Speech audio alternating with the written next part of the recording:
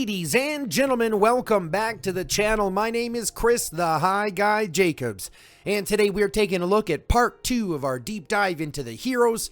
Today we are focusing on infantry rally heroes, rally leaders, rally co-leaders, and lines that you will use inside of the rally, inside of rallies and sieges and things like that.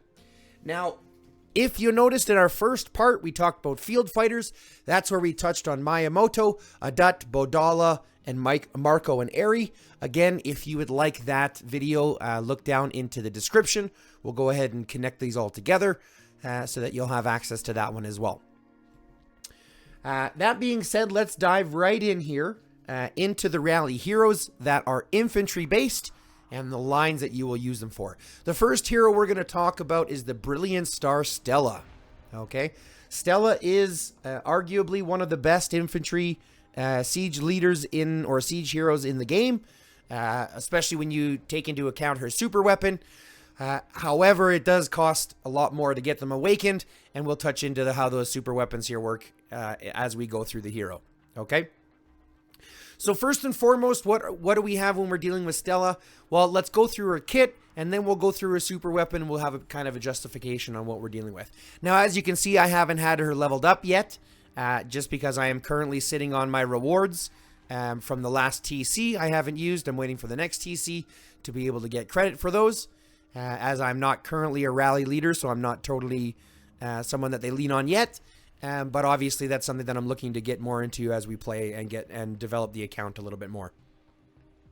But first and foremost, we've got Stella coming in with It's Showtime. This is her rage skill, coming in at a rage skill required of 1,000. And what we're doing is dealing damage to the enemy target at a factor of 13,500 and increasing own counter damage by 22.5% for 3 seconds. If rallying, counter damage increases to 29% instead. Okay. So, can you use her in the field? Yes, but obviously she works better in rallies, okay? She's going to punch for 13,500, increase the counter damage for 3 seconds at a maximum of 29%. And you'll see her through her kit, because of how her kit is kind of based around that counter damage, she does want to be fighting. She does want to be targeted. That's why obviously rallies make it good for her. Because it gives her the chance for counter rallies, it gives her the chance for, multiple targets being swarmed and things like that, which all work to her benefit. Next, we've got our passive skill Battle Dance. This is going to increase infantry squad attack by 32%. Counter attacks have a 30% chance to grant 1 stack of War Will to 1 stealth, up to 2 stacks per second. This stack stacks This effect stacks up to 10 times. Each stack of War Will reduces basic attack damage taken by 4%, which basically means once you have it stacked up at 10 stacks, okay, once you have it stacked up at 10 stacks, you're reducing 40% of the basic attack damage taken, which is pretty darn good if you ask me. But that's dealing with her War Will. Now you're going to ask yourself, what are stacks of War Will? Well, these are basically stacks as a counter that she provides herself, and she's got abilities that are directly triggered by stacks of War Will, as you'll see as we continue through. As this one does, for example, once it stacks up to 10 times, once she gets 10 stacks of War Will, you're looking at a reduction of 40%. Next, we've got Concert Tour, which is her passive skill. During rallies, increases infantry squad HP by 26% and squad counter damage by 24%. So again, we're talking about that counter damage going up during rallies only. So this skill is specifically during rallies, which is why I don't put her in the field fighting side of things. Yes, she can fight in the field, but obviously there are better options than putting her there, because this is a huge chunk of her abilities that you're not getting any access to unless you're rallying. Okay. Next, we've got Final Performance, which is her passive skill. When having 10 or more war stacks, clears all War Will stacks and deals damage to the enemy target at a total of 11,200. When own squad size is less than 50%, the damage increases by an additional 20%. So here's the thing. Here's again. You're building up war stacks or War Will stacks here with your counter attacks, and having a 30% chance means that you're going to grant one typically every 3 seconds. Right? Think on average, every 3.2 seconds or something like that, you should have another stack, up to 2 stacks per second. So you can stack those quickly based on obviously what you're doing, having those counterattacks. And think about it. If you have 4 or 5, if you're being swarmed, for example, or you have a counter rally being targeted on you, well, all of a sudden that's 30% on each individual counterattack. So each individual target has a 30%, which means you can ramp these up pretty quickly. And then once they trigger and once they removes all those stacks, you're dealing 11,000 damage. Plus an additional 20% if you're in that less than 50% damage or less than 50% squad size. Now, lastly, when you awaken her, she gets a new skill called Encore. And what this does is it just increases the counter damage by an additional 21%. So if you think about it, we're increasing counter damage by up to 29%, by an additional 21%. So that's 50%. You're reducing basic attack damage here. Squad counter damage goes up by an additional 24%. So we're talking 74% increasing the damage of your increasing counter damage by 74%. That's pretty huge. Okay. And when war stacks are cleared, when war wheel stacks are cleared, has a 20% chance to immediately gain 2 war wheel stacks again. If rallying, the chance increases to 40%. So again, you can use her in the field. You can use her in garrison, right? Because she likes to be attacked by multiple targets or likes to be focused or consistently in battle for a long time, right? To trigger those war wheel stacks. But obviously, this is why she shines when she's rallying. She's got all of this additional HP and counter damage, and then all of this additional chance to develop more war wheel stacks right off the bat. Okay, right off the rip, as they say. So why do we say that she is one of the strongest rally heroes? Because her kit is focused towards rallying, and we haven't even touched the super weapon yet. And when we look at the super weapon, it becomes pretty clear what this all steps into, okay? Because basically, once you level up her super weapon, right? We haven't even talked skill transcendence, which we'll talk about here in a second, right? You're getting counterattacks with a 20% chance to grant 3 rage and increase infantry squad attack by, so a 50% chance, to grant 8 rage and increase the infantry squad attack by 21%. Okay, triggering once per second. So counterattacks, again, being in multiple, being targeted by multiple things, means that you're increasing more rage, which means you're triggering more skills, which means you're generating more war wheel stacks, increasing your counterattack, increasing your squad attack, which all calculate together. So you can see why she really, really shines when she's, in that rally situation where she might be swarmed or might be counter-rallied or targeted, multiple times. Or even in garrison, for example, if she's receiving multiple garrisons or multiple targets or multiple rallies on your garrison, right? If she's leading a rally in island raid or archipelago raid, where you can have 3 targets, 3 rallies being sent to your tower at the same time, this could really benefit from that. Granted, she doesn't necessarily get her bonus HP and counter damage here, but she still triggers pretty well with her additional damage here and her basic squad counter damage to begin with. That's 40, we're talking 41%, 49% without this additional 24%. So that's pretty huge. Okay. Now, when we talk about transcending skills, let's take a look at this for a second, because this is where we really get a second look at, how she really, really benefits here.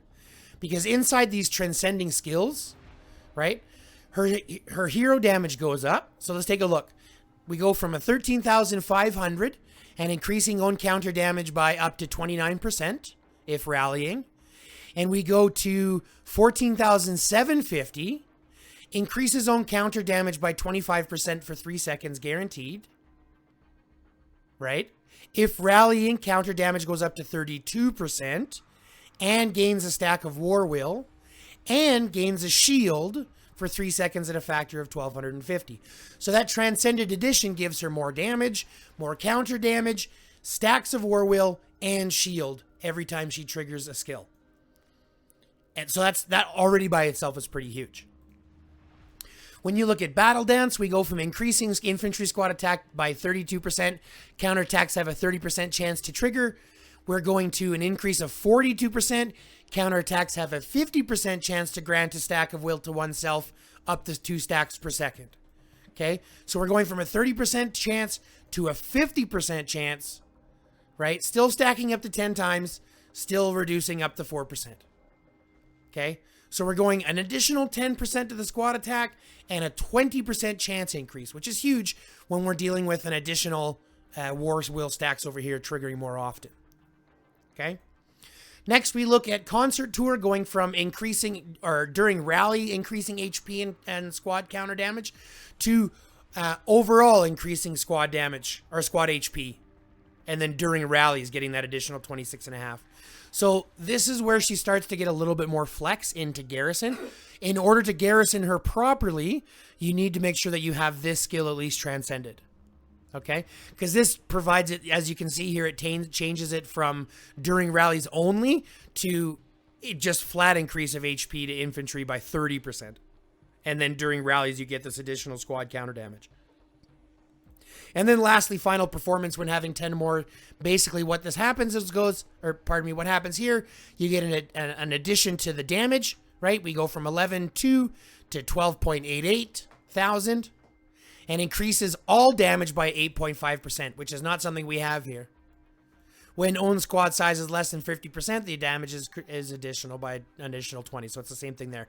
So you're getting this triggering, which also increases all damage by 8.5% at a higher damage. So you can start to see how when she gets transcended, she gets really, really disgusting. And then finally, her encore here goes from counter damage of 21% to increasing it to 32%, and then giving you a 30% chance to immediately gain War Will stacks. Gains a shield of 2100, and if rallying, the chance increases to 100%. So if you're rallying, you get a 100% chance of gaining 2 War Will stacks right off the rip. So does it cost a lot more to get her awakened? Absolutely, but she becomes an absolute monster rally leader, rally co-leader, and even flexing into things like Garrison at least a little bit if you want to go that way as well. Who would you pair her with? Well, there's a lot of options. Obviously, inside of the rallying situation, you kind of you'll notice all three of these heroes kind of synergize really well. You can pair her with Eddie, for example, who's also a really good siege hero.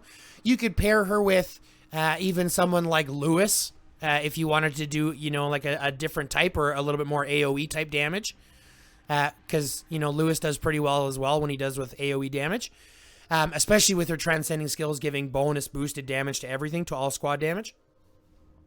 You can even run her rally, even with someone like a Dut, who wants to be in the field a lot longer, right? So you lead with her, have a Dut secondary, or lead with a Dut, have her secondary. You could do both, because as you'll see, they both have the skills and infantry squad tree.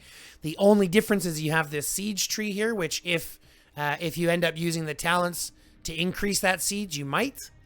I don't typically use that very often, but as you can see, the strategy here, it doesn't give a strategy. Sometimes it'll give a strategy for her to, oh yeah, that's right. You can also use Bodala. I was going to say that too. I forgot to mention. You could actually use her as well with Bodala, because Bodala, like I mentioned, is actually a pretty good, rally leader. You can use him to lead rallies as well. He shines better in the field, but you can use him, with, still efficiently as a rally leader with Stella co-lead. So that's definitely a capability as well. But that's Stella. She's got lots of utility. Obviously, she's one of the top rally leaders you're going to use. Good for multi-rally garrison due to her counter damage. Because like we talked about with the amount of counter damage that she increases for herself, having multiple targets, where she's receiving or dealing that counter damage, is going to be beneficial to her as well. Okay. Also ramping up her war skills, her War Will stacks. But that's Stella. Fantastic hero. I hate the design. Having, you could call her Rihanna. Having a wish list Rihanna in here is kind of sad. But it is what it is. We play with what we're given. Good hero, especially in this newer meta. She is obviously a newer hero, so you can expect her to be pretty good. But that's kind of where we're starting. Next, we're going to talk about another one that I've already mentioned. His name is Eddie, the Ravenous Butcher. Eddie, by his own right, he is a little bit older. We're starting to see this peter off a little bit. If you look at his damage, for example, compared to the others, we're only dealing 11,300 compared to, like we just talked about with Stella, where she's dealing 13,500. And then once she's awakened, or once she's transcended, we're dealing with more damage on there as well. Okay? So, again, we're talking about Eddie, and let's go through his abilities. He's got the defense tree, so this is why it's going to be a little bit different when you're going to be talking about leading with him. So, with Stella, for example, I would lead with Stella because she has the skills tree and put Eddie as a co-lead.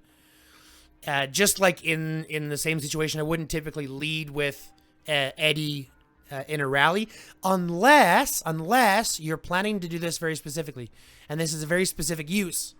Multi-rallies, if you're trying to set a tank rally to tank the majority of the damage, you would lead with Eddie because he has that defense tree, and it's going to make that rally hit a lot weaker but sustain a lot longer, so that if you're sending multi-rallies, you're going to send infantry first to tank the majority of the damage, and then maybe two ranged rallies, which are going to deal out a ton more damage, and because they're not taking skills damage, they're going to sustain a lot longer. So there's a little bit of utility there, but you'll mostly see him going as a co-lead to your siege lines or your rally lines, okay?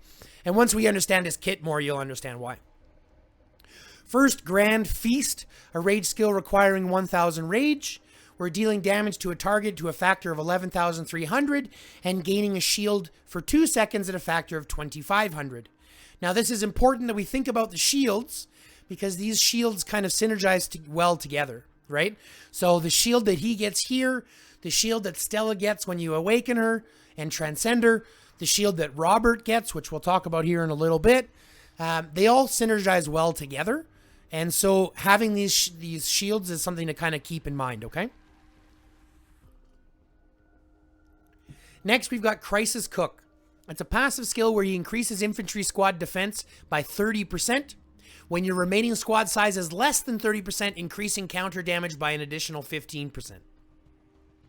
Now, granted, this is only going to trigger when your squad size is less than 30%, which kind of sucks. But again, if what you're focusing on is putting him in a tanky rally and knowing that rallies get down to 30% or get down to yellow, get down to red on their life bars, and can end up staying there for a long time, this does end up triggering and being kind of effective, especially if you look at adding this to a Stella March, where you're getting 74% counter damage, having that additional 15%, you can start to see how it starts to stack up. Next, we've got Brash Hunter, which is a passive skill. When leading only infantry squads, increases counter damage by an additional 44%. So you can start to see how this stacks up, which is why it's okay to lead with him if you plan on him being the target of multi-rallies, multi-counters, swarmed in the field, that kind of stuff, because the more targets that he has that is countering or that are targeting him, basically the better that his counter damage is. You see what I'm saying? Because you're dealing counter damage on those attacks. Okay? So keep that in mind. Having multiple targets on him is not necessarily a bad thing. That's kind of where he shines. Next, we've got Abyss Devourer. Is another passive skill, increasing the infantry squad HP by 30%. So we got increased defense by 30%, increased HP by 30%. We know how important that is. And then he gets, during sieges, basic attacks have a 20% chance to reduce the enemy squad's HP by 25% for 2 seconds, and can be triggered at most once every 6 seconds. So remember, basic attacks happen every second. So at 20%, you're going to have this triggered once every 5 seconds. It can be only triggered once every 6 seconds. So you can anticipate this triggering pretty consistently. It's not like it's going to be active all the time, but you can have it. You can consider it being active fairly often. Okay, so this is going to trigger that squad reduction of 25%, which is pretty huge. And when you pair this with someone like Robert, for example, and we'll go through Robert next because he's my next hero we're going to talk about, you'll see how that synergizes with his kit as well. Robert and Eddie together are a very, very good, still to this day, a pretty good line to rely on. both in field fighting if you want to take them there, or still running rallies and things like that. Okay. And lastly, we've got Ravenous Ambition. This is a new skill. When a shield is broken or disappears, reduces the HP of up to 3 nearby enemy squads by 20% for 2 seconds. So we're getting a 20% reduction here. We're getting a 30% squad HP reduction here. So that's a 50% squad HP reduction just by himself without taking any other heroes into account. Which, if you think about it, is pretty significant. To remove 50% of your enemy squad's HP means that you're sending more troops. During that time, you're sending more troops to the hospital more often. Okay? Because they don't have the capability of withstanding your damage. Which is ideally what you want to do, because you're removing troops from their marches. Now, who am I going to pair Eddie with? Well, once we look at his kit and we understand a little bit of what he wants to do, again, it's going to depend on where you're going to place him. If you're going to place him co-lead to Stella, you're going to deal more damage, have some decent tankability, or sustainability, pardon me, and decent counter damage. If you lead him with Stella, you're going to have way more defense and less damage output, but you're going to be able to withstand so much more. And if you lead him with Robert, you're going to have a lot more cohesiveness and a lot more synergy with the way that Robert works with HP reduction and his extra additional damage, which we'll go over here next. But again, still a very decent siege hero, one that you'll want in your book if you're looking to be a siege or a rally lead, especially in the infantry side of things. Okay? Next, we're going to look at Robert. Now, Robert is one of these heroes, I think he's a little underrated, but only because, again, he's getting a little bit old compared to the rest. Because there are simply better heroes that effectively do better than Robert. It's not like Robert is bad. It's just that there are others that do basically what he does, or, you know, fill his role a little bit better. So that's why he kind of gets relegated, at least in my opinion, he gets relegated more to rallies. Because, for example, he's doing individual target damage, so he's you know, it's not AoE damage like you might want inside of those rallies to be able to deal with swarming and stuff like that. But the reduction of HP that he has, the bonus damage that he has that pairs with it, the synergy that he has with Eddie, right, being those rally leaders and being those rally heroes, really kind of allows him to kind of fall into this position really well. Does this mean that's the only place to play him? No, absolutely not. Because remember, he's got the skills tree. He's got skills in infantry squads. So if you're running 5 infantry squads in the field, for example, he might be one of the leaders that you have. And that wouldn't be a problem. Running Robert and Eddie in the field is pretty okay. It works all right. It's just not one of the best lines, and it wouldn't be one that I would lean on. I would lean more on a Miyamoto Thunder, or, you know, an Adut Tom or a Bodala Miyamoto than I would a Robert Eddie, just because Eddie's getting more benefits based on when he's sieging or when he's in rallies, and Robert obviously just gets relegated back to the leading rally side of things if you don't have Stella, and if you're on the more the free to play side of things, because he is more readily available, you know, inside of the lucky roulette and stuff like that. Okay, but let's look through his skills and you'll understand a little bit more where he synergizes and why I kind of put him in this position. So first off, Heartbreak Rock, we're dealing 1,000, or at a rage skill of 1,000, we're dealing 12,500 damage to a target and reducing the target's HP by 25% for 2 seconds. So already, right off the gate, we're removing 25% of their HP. And if you're talking about a siege or a rally, that's pretty good. You're sending more troops home during that 2 seconds. Okay. Next, we've got Lucky Shield, where we're starting to see a little bit of that synergy. It's a passive skill. We're increasing the infantry squad attack by 20%, and 16% of the damage absorbed by the shield will be deflected and dealt to the enemy. And at this point, you're probably going, well, what shield? Well, here's the thing. If you have a shield from Eddie, for example, or if you get a shield from Stella, for example, this is going to synergize with that. That's going to be some of the damage that gets absorbed. Right? So if you have a shield on Robert, even by someone like Raigoro, for example, 16% of the damage absorbed by the shield will be deflected and dealt to the enemy. It synergizes well. Okay? Next, we've got Eternal Groove. Now, when using basic attacks, there's a 20% chance to grant a shield to oneself and an allied squad for 2 seconds at a shield factor of 1200. Can only be triggered once every 6 seconds. So again, 20% means you're going to have it triggering once every 5 seconds or so on average. And if it can only trigger once every 6 seconds, you can anticipate having that pretty much every, 6 seconds or so, every 1 to 6 seconds or 1 to 10 seconds, at least once every 10 seconds for sure.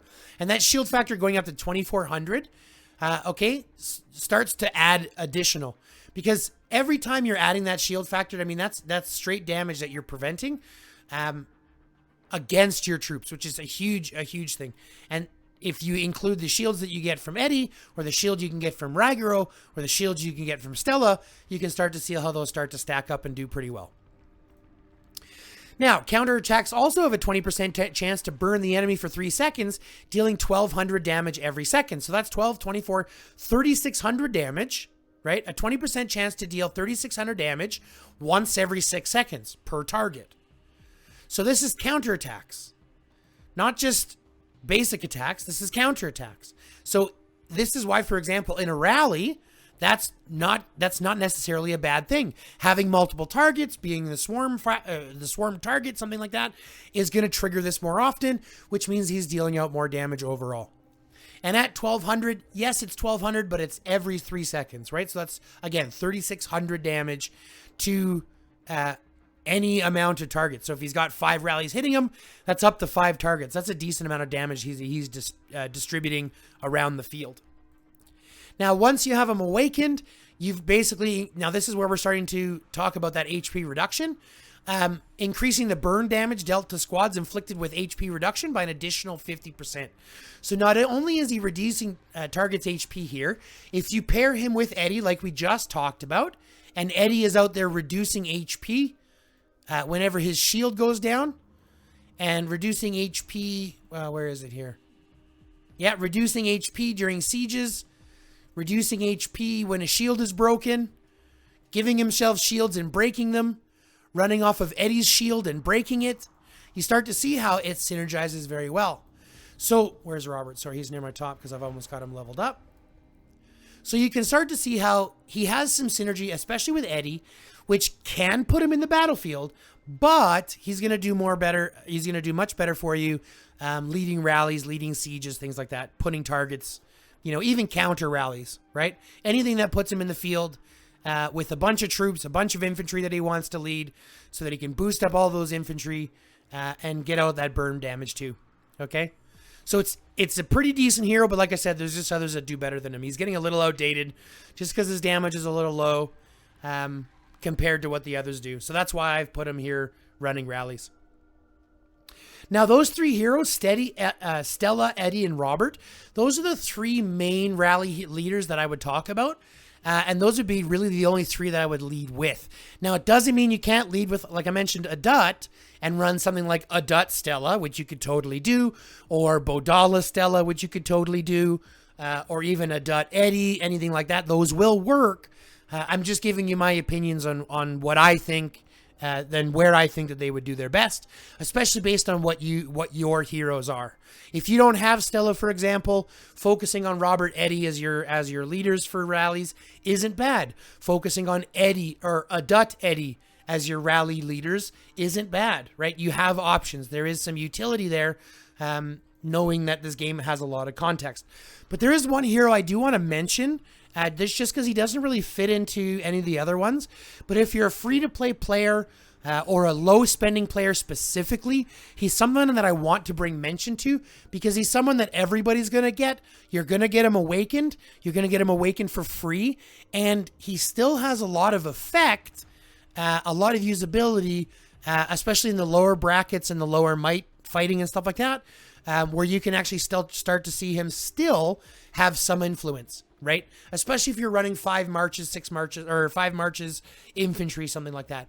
And that's my boy Charlie, the Prophet. We're going to talk quick about Charlie, and just to give you a little bit of insight why I'm even talking about him, because he's an elite hero. He's not even legendary, he's an elite. So why would I mention him? Well, because he still has benefit, especially if you don't have any of the other legendary heroes that I've talked about, you can still use Charlie and have some decent impact. Okay. Now, am I going to use him as my lead garrison hero? Probably not. I would obviously make sure that I have someone, in the legendary standpoint in, Ragaro, Tom, one of those other free heroes that you can, especially if you're free to play. Remember this, a lot of this is specific to free to play or low spending players. But Charlie himself has a lot of influence, okay? A lot of it has to do with his first ability here. Burst Shot. Costs 1,000, deals damage up to 5 enemies in a fan-shaped area at a factor of 4,000. So if you think about it, you have him in the field. He's dealing at 5 enemies in a field battle. He's dealing 20,000 damage. And for an elite hero, that's pretty ridiculous. And then recovering 50 rage for every target hit. So he's dealing damage up to 5 enemies and then recovering 50 rage for every target hit. So if he hits 5 enemies, he's effectively dealing 20,000 damage and recovering 250 rage right off the bat. His rage recovery is pretty gross, and his overall AoE damage is pretty nuts, especially for an elite hero. Okay? Next, he's got some decent infantry squad defense. 18% is nothing to scoff at. 12% attack is nothing to scoff at. When attacked, has a 10% chance to reduce enemies' damage by 10% for the next turn. So a flat damage reduction of 10% is nothing to scoff at, especially for an elite hero. If you have nobody better, or let's say, for example, you might be a rider main. You haven't focused on your infantry at all. He might be a good flex pick for you. He might give you better than what you've been getting. And then a 20% HP buff when garrisoning. Again, nothing to scoff at if you've got nothing better. HP is a valuable resource, and getting a boost of 20% is pretty valuable. Now, this is a character, and the reason I talk about it is because he's elite. You get him for free. You get him, you get his fragments for free. You awaken him for free. You don't have to worry about dumping thousands and thousands of dollars in order to have these heroes, fully awakened like you would with Stella. So having this hero at like a Ragaro Charlie Garrison, for example, isn't bad.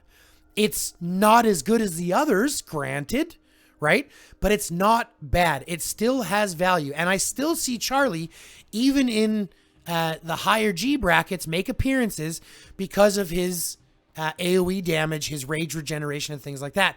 Granted, again, it's not the first hero you're running to. But if you're in a situation where you're looking to run 5 strong and you're looking for that last pick to be able to boost up, you've got Adut Tom, you've got Miyamoto, you got Bodala Miyamoto, you've got Robert Eddy, you've got, let's say you go with, Marco and Bianca, and then let's say you're looking for that one last one, you might go, you might go Rygaro, or you might go even something like Lee with Charlie, right? So you get some more debuff and some more damage out there. That's a possibility. You might go Charlie Lee. That's a possibility that has play, that has merit, especially in lower G brackets, depending on what you spend. So keep that in mind. And the reason I mention this is because he's an elite hero, and we're typically going through all the legendaries. But that's it for rally leaders, guys. We've talked about the 3 major ones. So now we've gone over, in parts 1 and 2 of the infantry deep dive, we've gone through Miyamoto, Adut, Bodala, Marco, and Eri. We've gone through now Stella, Eddie, and Robert, and we've mentioned Charlie. In the garrison left, we've got 1 part left in this infantry deep dive to go through Riven, Thunder, Rygaro, and Tom. And of course, now that we have this kind of split up, you'll see why you can't really talk about what hero does best, because there is a lot of utility and context in those questions. So I'm going to kindly ask, understanding that now, I don't think anyone really needs to wonder why there's no way to be able to determine who the best hero is, because in reality, there's a ton of variables. So let's keep that in mind, okay? Other than that, folks, that's everything for that. What I can tell you about infantry rally leaders. I appreciate your time. Thanks again for tuning in. If you haven't already, click the like button, comment down below, subscribe to the channel, fill out the notification bell so you get any new drops. Remember, we do a new Pompeii replay every Tuesday. We do a new interview with the community member every Wednesday on my podcast, Who TF Are You?